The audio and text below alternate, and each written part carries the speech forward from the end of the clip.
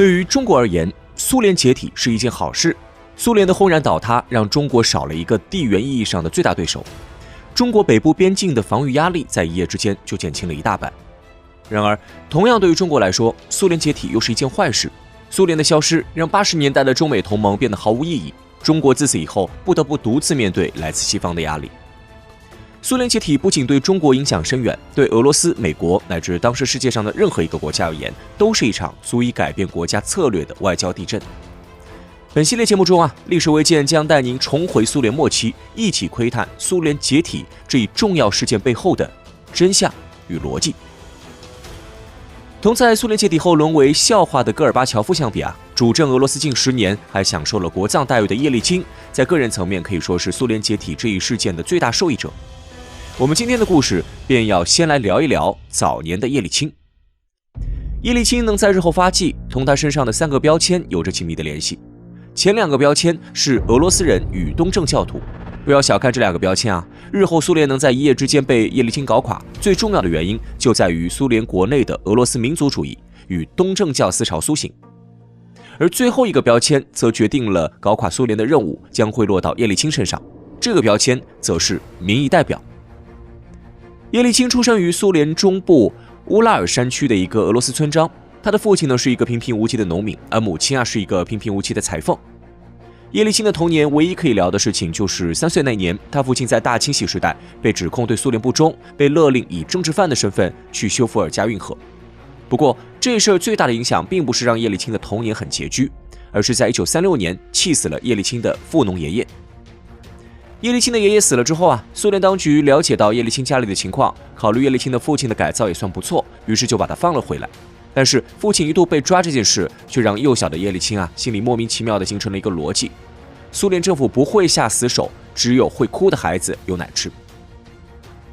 我们暂且不说这个想法对或不对，事实是从叶利钦记事那一天开始，他就一直在用自己那张嘴挑战权威。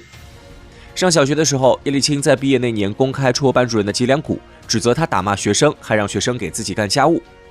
等到从学校毕业走上工作岗位之后，他又天天指责自己的上司贪污腐败、任人唯亲。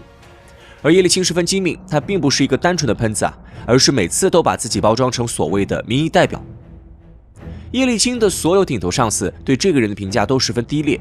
然而所有在叶利钦手下做事的人却都认为这是一个能为老百姓发声的人。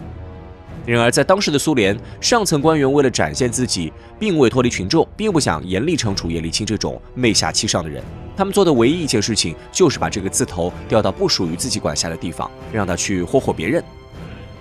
就这样，大嘴巴的叶利钦不仅没因叛逆受到过任何惩罚，还在1961年通过了苏共考核，成为了一位苏共党员。不过苏联留着这种人，只是想向普通民众展示自己并非是见谁都要捂嘴的专制统治者。叶利钦闹得再开心，下面的人再支持他，只要管人事的苏联高层清楚他的小丑本性，这种人就永远无法真正进入决策层。中年的叶利钦一直在远离莫斯科的乌拉尔地区监管当地的建筑工程，依靠着极度亲民的风格叶利钦迅速成为当地的民意代表。1976年，45岁的叶利钦依靠着民众的支持，成为乌拉尔南部斯维尔德洛夫斯克州党委的第一书记，并凭借着这个身份成为有数百名额的苏共中央委员中的一人。事实上，这本应是叶利钦从政生涯的终点。作为一个出身平凡且远离莫斯科的喷子，苏共中央那些出身显赫且德高望重的高官们都认为叶利钦是一个三观不正、沽名钓誉的小人。然而，人算不如天算，一个人的意外上台，最终彻底改变了叶利钦的命运。1985年3月11号，在连续经历多位领导人离世之后，苏联的大权落到了年仅54岁的戈尔巴乔夫手里。苏共高层将最高权力交到戈尔巴乔夫手里的目的是希望这位年轻人能为出现疲态的苏联带来一点活力。然而，戈尔巴乔夫在上任之后，却把精力全部放在了清理苏共中央的那群老东西上。为了对抗苏共中央的老人，戈尔巴乔夫做的第一件事就是大肆提拔那些年轻且富有精力的熟人。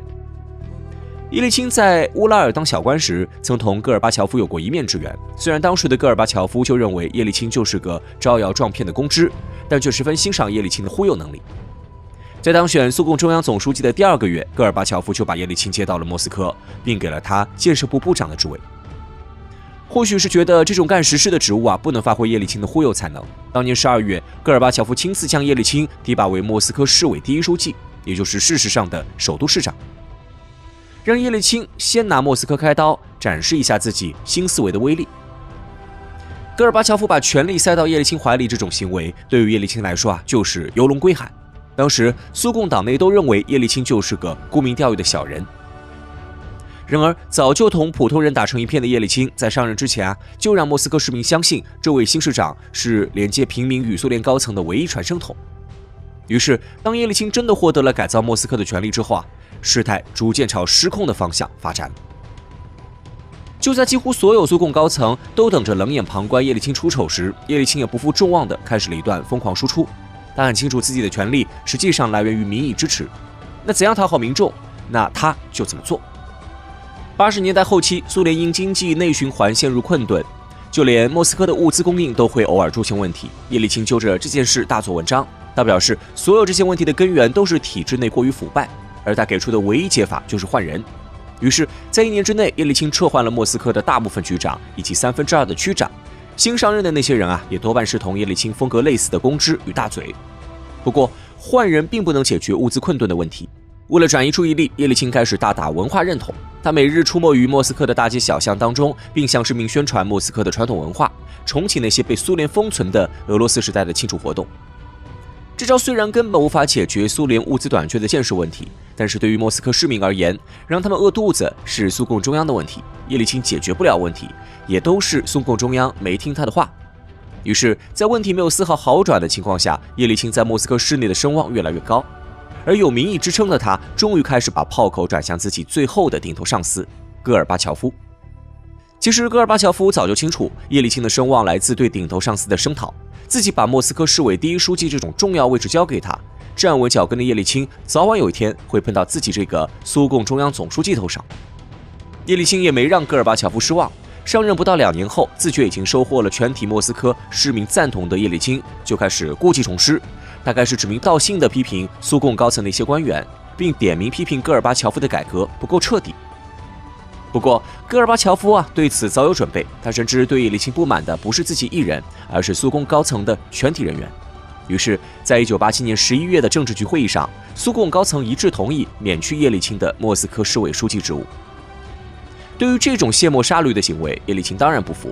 然而，结果就是在半年以后，苏共中央进一步免去了叶利钦的更多职务，除了一个空有虚名的中央委员之外，叶利钦几乎回到了从政之路的起点。本着苏共中央反对谁，谁就做对了的原则，苏联民众，特别是以莫斯科市民为代表的俄罗斯人，一致认定叶利钦才是俄罗斯民族的大救星。这种上冷下热的状况，在戈尔巴乔夫改革进行到下一步，也就是开放人民代表的直接选举时，为叶利钦带来了命运转机。就在叶利钦被逐出苏联高层不到1年，苏联在戈尔巴乔夫的授意下，开始了第1届苏联人民代表选举。前市委书记叶利钦也顺理成章地成为莫斯科地区人民代表的候选人。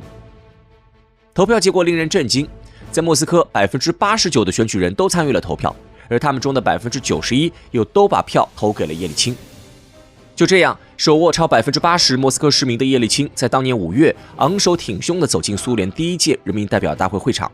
不过，此时的叶利钦所着眼的已经不是跻身于苏联高层这个小目标上，他清楚会为他买单的不只有莫斯科市民，所有的俄罗斯人与东正教信徒都会成为他的拥护者。于是，一个大胆的想法浮出水面，而叶利钦的下一个目标将会彻底埋葬苏联。